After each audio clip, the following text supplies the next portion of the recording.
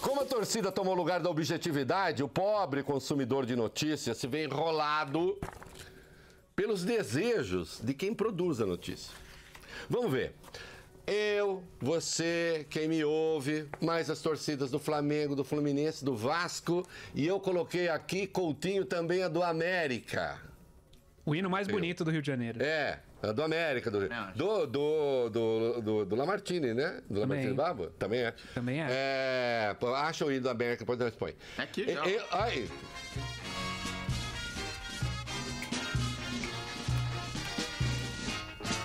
Hei de torcer, torcer, torcer, hei de torcer até morrer, morrer, morrer. Pois a torcida americana é toda assim, a começar por mim, a cor do Flamengo. Confesso que o hino do América eu não sei decorar. Eu sei, mas eu não tenho habilidade vocal o suficiente pra acompanhar o hino. Então vamos começar de novo. Como a torcida tomou lugar da objetividade, o pobre consumidor de notícias se vê enrolado pelos desejos de quem produz a notícia. Vamos ver. Eu, você, quem me ouve, mais as torcidas do Flamengo, do Fluminense, do Vasco e também do América e todas as outras, somos favoráveis em si às respectivas prisões dos deputados estaduais do Rio de Janeiro, Jorge Pisciani, Edson Albertassi e Paulo Melo, todos do PMDB. Alguns de nós podemos até saber por que gostaríamos que ficasse em cana. Outros nem tanto. Não interessa. Basta ver o noticiário e o comportamento quase de soldado da causa dos jornalistas e a gente logo se convence da culpa. Agora, atenção, isso não é justiça. Né? Tudo bem, as pessoas têm direito a torcer. Se vocês notarem, eu não trato aqui da inocência ou culpa. Aliás, se vocês notarem, eu nunca faço isso. Eu não me comporto como juiz. Tá? Não me comporto como juiz. Ah, então quer dizer que você, em relação ao Pisciani, é neutro? Neutro uma ova. Se tudo aquilo que atribui a ele é verdade, eu quero que ele morra na cadeia. Agora, tem que ser feito segundo o devido processo legal. Nunca vi mais gordo. Quem conhece Pisciani, quem conhece essa turma toda, é o Fux, lá do Rio de Janeiro. Eu não conheço. Eu, hein? Se vocês notarem, eu não trato aqui de inocência ou culpa. Quando chegar a fase do julgamento, a gente vê. O que me interessa nessa questão é saber se a prisão é constitucional ou não. E ela não é. Então, vamos lá. Prisão é constitucional? Não. Por essa razão, a coisa irá parar no Supremo. E só então vamos saber o estado geral da confusão institucional em que vive o país. E só então saberemos se o tribunal vai respeitar a Constituição que temos ou se vai dar um jeitinho.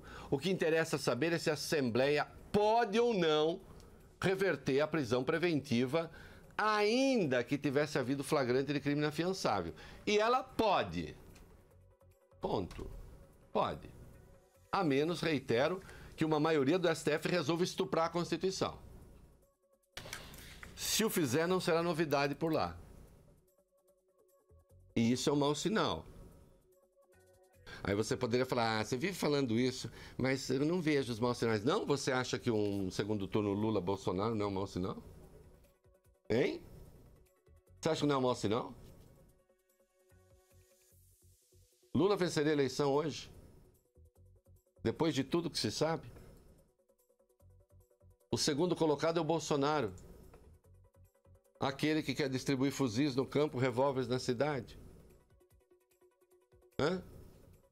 E que quando vai discutir economia, seu grande plano é um plano de desenvolvimento para o eixo Canané e Guape. Nada contra. Poderia até ter um eixo 2 Corgo, mas... Para começo de conversa, vamos entender o que fez o Tribunal Regional Federal. O órgão tornou sem efeito a decisão da Assembleia, alegando vício formal. Não se trata de decisão de mérito. Com efeito, o TRF2 deveria ter sido oficiado pela Assembleia para expedir o alvará de soltura. Vale dizer, só pode soltar quem pode prender, só pode prender quem pode soltar. E não se faz. Eu confesso, Valeu Bene, que eu não sabia que a Assembleia não tinha avisado o tribunal. Eu achei que isso é de rigor, quer dizer, o tribunal mandou prender, a Assembleia mandou soltar, oficia o tribunal. Solte-se. Não, não precisa. Ah, estamos no Rio, informal, tá? Não pode ser informal. O tribunal deveria discutir nesta terça o afastamento dos 3 seus respectivos mandatos. Mas o relator Abel Gomes pediu questão de ordem e aproveitou para fazer algo descabido, além de determinar a nova prisão. Um desagravo à Lava Jato, como se o país estivesse hoje sob o império de 2 ordenamentos legais, ou se quiserem, de um ordenamento legal e de outro paralegal ou extralegal. Um deles, conjunto das normas que conhecemos, e o outro é a Lava Jato, né, que ficaria vigiando. Parece que é uma lei acima da lei, é a supra-lei, né? Não custa repetir as balizas legais. O artigo 53 da Constituição estabelece que parlamentares federais só podem ser presos por flagrante de crime inafiançável. E ainda assim a decisão pode ser revertida pela respectiva Casa Legislativa. Disso todo mundo sabe. O artigo 27 define que os deputados estaduais têm as mesmas garantias dos federais. Logo, vale também para estes o que está disposto no artigo 53. Meninos, vocês conseguem enxergar alguma dúvida aí? Qual é a dúvida razoável aí? A única coisa que muda é a casa. Não vai ser nem o Senado nem a Câmara, vai ser a Assembleia. Isso foi uma inovação. Assim, já o afastamento de um parlamentar de seu cargo não está previsto em lugar nenhum. Lugar nenhum. Ah, onde é que está escrito que o parlamentar pode ser afastado? Lugar nenhum. Atenção, o que tem no artigo 319 do Código de Processo Penal é que uma pessoa pode ser afastada de suas funções públicas. Mas é evidente que essa legislação, quando feita, nada tinha a ver com parlamentares. E vocês sabem, porque eu sei que nada tem a ver com parlamentar, porque eu acompanhei isso de perto. Esse artigo 319, ele foi redigido sob os auspícios do Gilmar Mendes, que achava um absurdo, um excesso de prisões. Prendia-se por qualquer coisa. Ele disse, por que não? Coisas intermediárias, porque prender o tempo todo, você primeiro pressiona o sistema prisional, a justiça, etc. Põe as medidas cautelares para os casos menos graves. Mas o tempo todo tinha claro que não tinha a ver com parlamentar, porque as garantias dos parlamentares, elas estão na Constituição.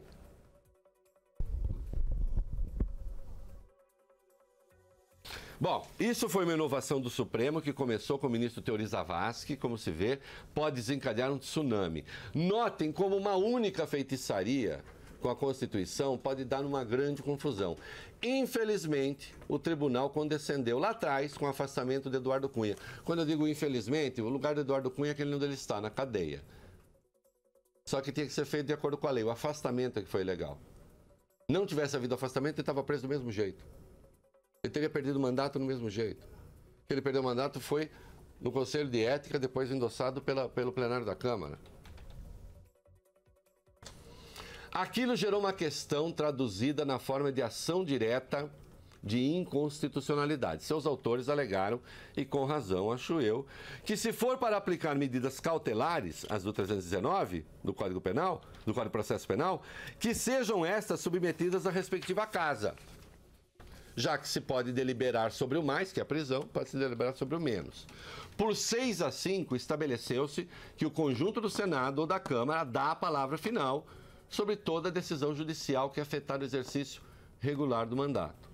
Mas isso também vale para os deputados estaduais, Reinaldo Azevedo. Ora, se o artigo 27 da Constituição não foi abolido, vale. E o 27 não diz que vale para os estaduais tudo que vale para os federais? Qual é a dúvida?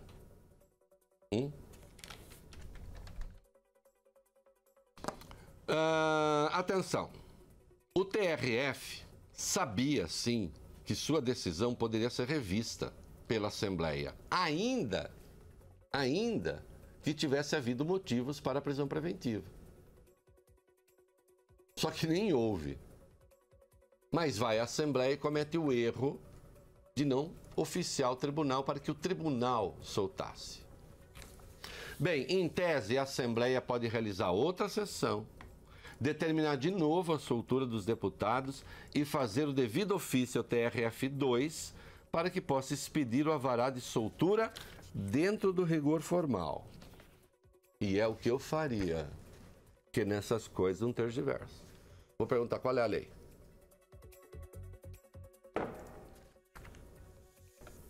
Júlio. É o que eu faria. Cada um compra a briga que quiser. Não deixa de ser engraçado que uma corte de segunda instância determine uma prisão ilegal e depois se abespinhe, meu amor, você odeia abespinhe, e depois se abespinhe em razão do mero vício formal. Mas sigamos, a casa também pode endossar as prisões. Em qualquer caso, parece que a questão voltará ao Supremo e talvez o comando da Assembleia espere então uma nova deliberação para agir. Qualquer um que lide apenas com a lei sabe que isso seria desnecessário. A Alerj pode suspender a medida desde que não cometa a bobagem de ela própria soltar os deputados. O país caminha para a bagunça institucional e a Lava Jato está na vanguarda deste processo. Enquanto eu estou aqui falando essas coisas com vocês, procuradores da República estão nas redes sociais corneteando Fernando Segovia, novo delegado-geral da Polícia Federal.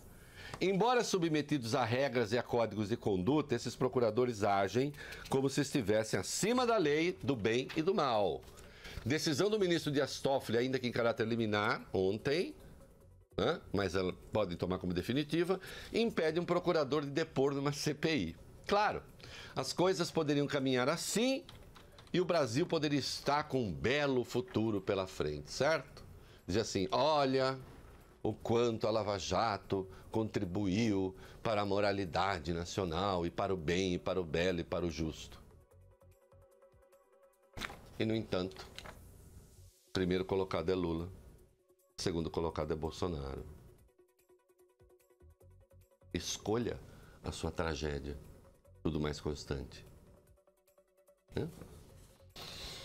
A degradação das instituições nos acena, por enquanto, com um dos dois. Tá bom pra você, meu filho? Tá gostoso? Mas o que você quer, Reinaldo? Que tal o cumprimento da lei? Será que é pedir demais? Hashtag pronto perguntei.